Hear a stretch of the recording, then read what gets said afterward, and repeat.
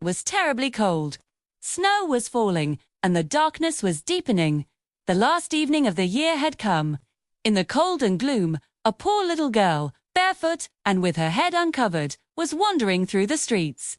She had been wearing slippers, it's true, when she left home, but they were not much good. They were very large slippers, so large in fact that her mother had been the last to wear them.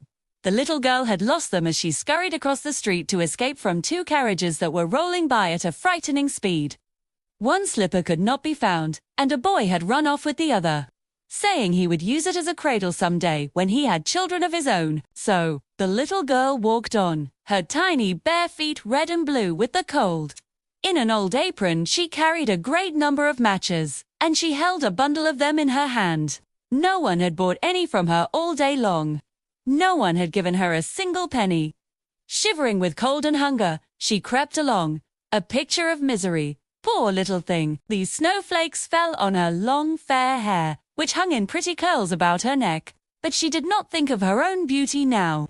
Lights were shining in every window, and there was a wonderful smell of roast goose in the street. For it was New Year's Eve. Yes, she thought of that. In a corner formed by two houses, one of which projected farther out into the street than the other, she sat down and huddled together. She had drawn her little feet under her, but she was colder than ever. She did not dare to go home, for she had sold no matches and had not earned a single penny. Her father would be sure to beat her, and besides, it was cold at home too. They had only the roof above them, and the wind whistled through it, even though the largest cracks had been stuffed with straw and rags. Her little hands were almost numb with cold. Oh, a match might do some good, if she could only draw one from the bundle, strike it against the wall, and warm her fingers. She drew one out. SSSH how! It sputtered and burned. It was a warm, bright flame, like a little candle, as she held her hands over it. It was a wonderful light. It seemed to the little girl that she was sitting by a great iron stove with polished brass knobs and brass ornaments. The fire burned so blessedly and gave out such a lovely warmth. Oh, how wonderful! The little girl was already stretching out her feet to warm them, too, when the flame went out. The stove vanished, and she had only the remains of the burnt-out match in her hand. She struck another match. It burned, it gave a light, and where the light fell on the wall became transparent like a veil. She could see into the room. A snow-white cloth was spread on the table, on which was a splendid dinner service. The roast goose steamed gloriously, stuffed with apples and dried plums. And what was even more wonderful, the goose hopped down from the dish, waddled across the floor with a knife and fork in its back, and came straight up to the poor child. Then, the match went out, and nothing was left but the thick, cold, damp wall.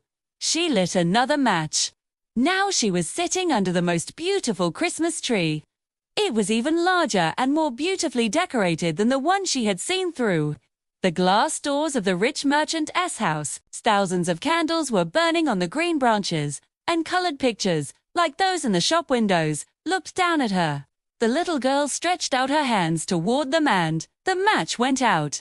The Christmas lights rose higher and higher. She saw them now as stars in the sky.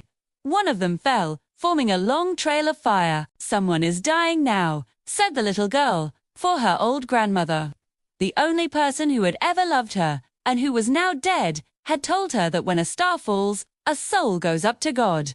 She struck another match against the wall.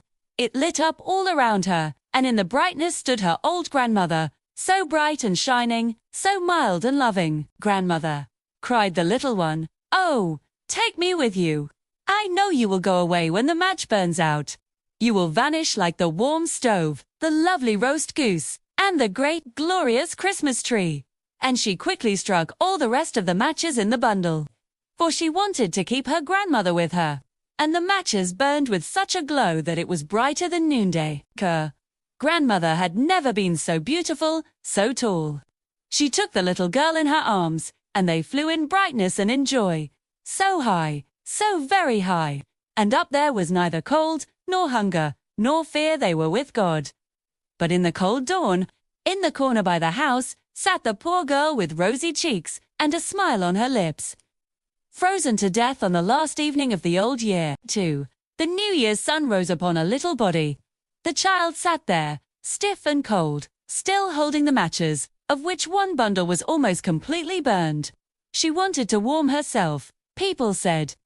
No one imagined what beautiful things she had seen, or in what glory she had gone with her grandmother into the joy of the new year.